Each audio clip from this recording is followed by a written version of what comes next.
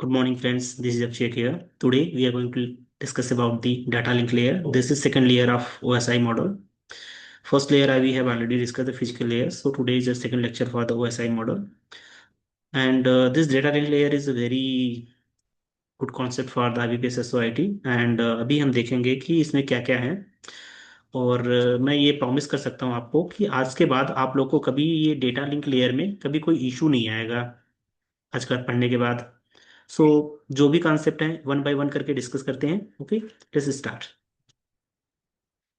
So the first thing आप देख सकते हो कि मेनली हमारे पास फाइव प्रॉपर्टीज हैं डेटा लेयर में। देखो, फ्रेमिंग, ठीक है, मैं physical layer, physical addressing, access control, flow control and error control.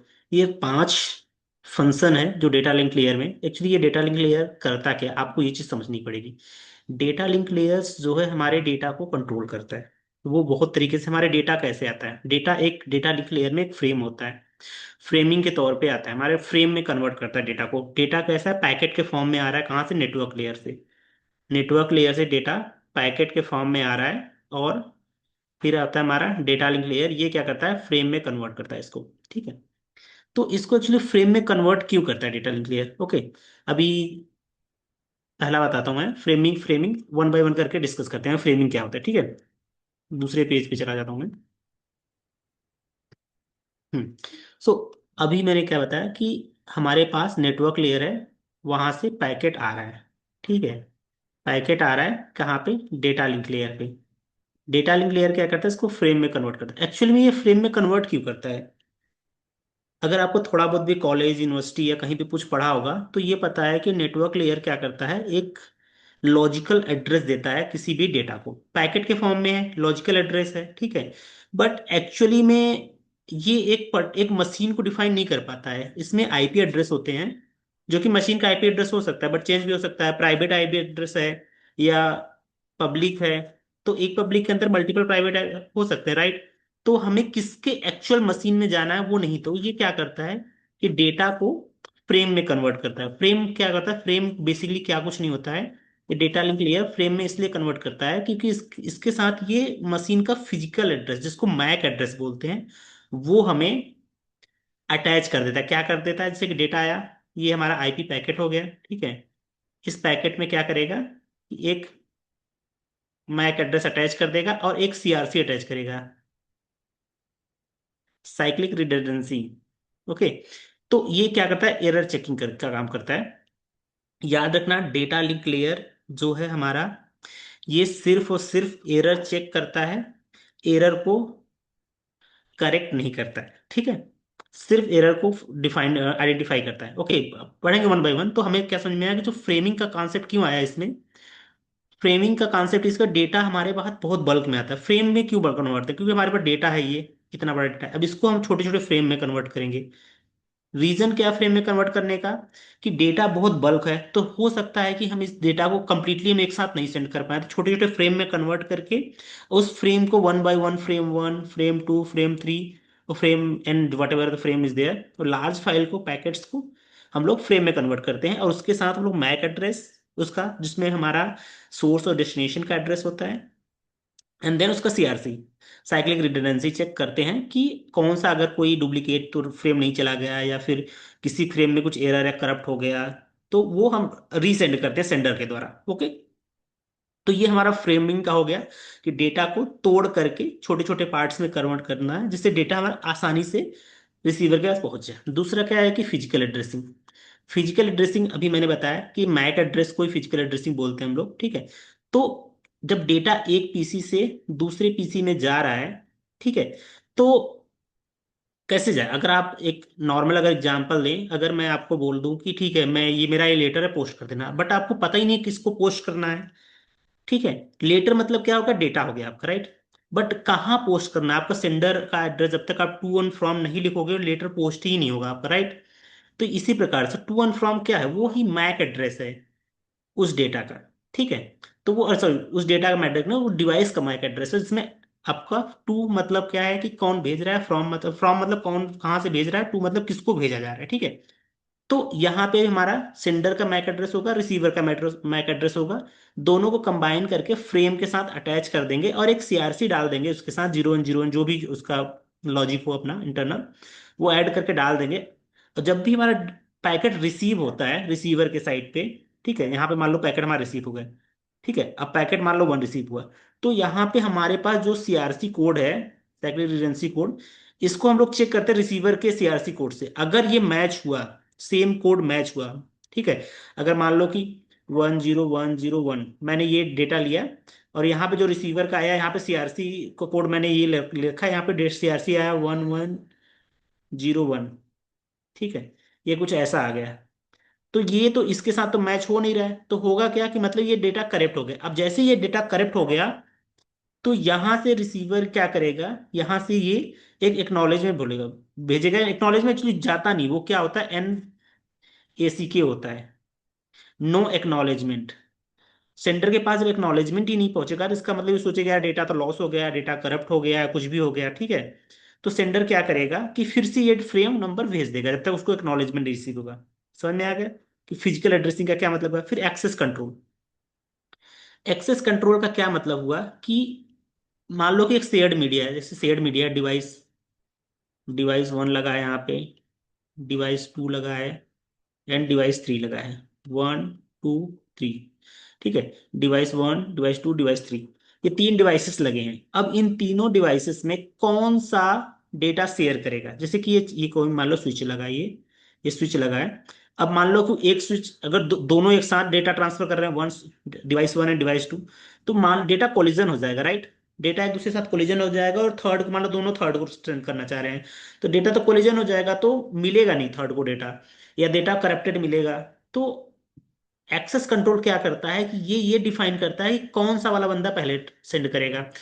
Device 1 करेगा, डिवाइस जिसके पास भी वो एक तरह का, जितने हम लोग पढ़े थे रिंग में, रिंग टोपोलॉजी में क्या करते हैं, टोकन डिवाइड करते हैं, जिसके पास टोकन होगा वही डेटा सेंड करेगा। तो यहाँ भी कुछ ऐसा ही रहता है कि जिसको भी ये स्विचेज या जिसको भी टोकन दिया जाएगा या परमिशन दिया जाएगा, वही डेटा सेंड करेगा, जिससे कोलिजन से हम अवॉइड किया जा सके। ओके, नाउ ये तो देखो 3 बहुत इंपॉर्टेंट प्रॉपर्टीज थी।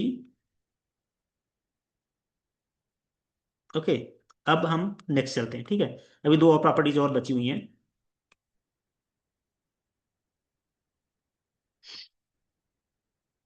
वो हम लोग 1 मिनट में ड्राइंग को हटा दो सारे को। ठीक है। तो अब हमारे पास फ्लो कंट्रोल, फ्लो कंट्रोल का देखो बहुत सारे मतलब अब मैं बताऊं तो बहुत कंफ्यूजन कभी मुझे भी हुआ था ये चीजें। डेटा का फ्लो हो रहा है, डेटा डेटा डेटा जा रहा है यहाँ से सेंडर से रिसीवर में। फ्लो कंट्रोल का मतलब ये नहीं होता कि डेटा कितना फास्ट जा रहा है उसको कंट्रोल करो, नहीं। फ्लो कंट्रोल का मतलब यहाँ पे ये है कि रिसीवर को उतना ही डेटा दिया जाए जितना वो प्रोसेस कर सके, ठीक है। अगर रिसीवर 10 MBPS डेटा को प्रोसेस कर पा रहा है, तो उसको हम 20 MBPS का डेटा नहीं दे सकते ना। तो यहां से हम लोग कंट्रोल करते हैं कि कितना डेटा भेजे, कि रिसीवर ओवरवेलम ना हो पाए, रिसीवर के पास इनफ टाइम हो उस डेटा को प्रोसेस करने के लिए before the next data come. Okay, ये फ्लो फ्लो कंट्रोल के लिए।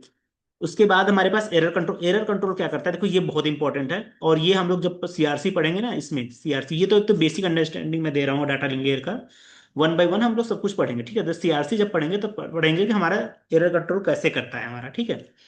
तो इसमें देखो एरर कंट्रोल में होता क्या है कि हमने डेटा फ्रेम 1 भेजा, फ्रेम 2 भेजा, फ्रेम 3 भेजा, फिर 4 भेजा, फिर फ्रेम 2 फिर से भेजा। अब देखो होता क्या है, फ्लो कंट्रोल क्या करता है, फ्रेम 3 गया, दैट इज करप्टेड, इसको मिला नहीं। करप्ट का मतलब क्या हुआ कि उसकी सीआरसी कोड चेंज हो गई। अब सीआरसी कोड चेंज हो गई, तो रिसीवर को क्या मिलेगा, डिफरेंट सीआरसी मिलेगा, कोड मिलेगा, तो मतलब कि डेटा करप्ट हो गया। तो तो मतलब इसका ये हुआ कि डेटा करप्ट हुआ है, इसको मिला भी नहीं, तो इसका मतलब ये हुआ कि रिसीवर वो डेटा नहीं मिला। तो सेंडर क्या करेगा, सेंडर के पास एक्नॉलेजमेंट ही नहीं जाएगा, राइट। तो नो एक्नॉलेजमेंट जाएगा, उसको लगेगा यार लग रहा है कुछ गड़बड़ है। तो सेंडर फिर क्या करेगा, जो डिवाइस है जिससे सेंड हो रहा है वो फिर से वो फ्रेम सेंड कर देगा।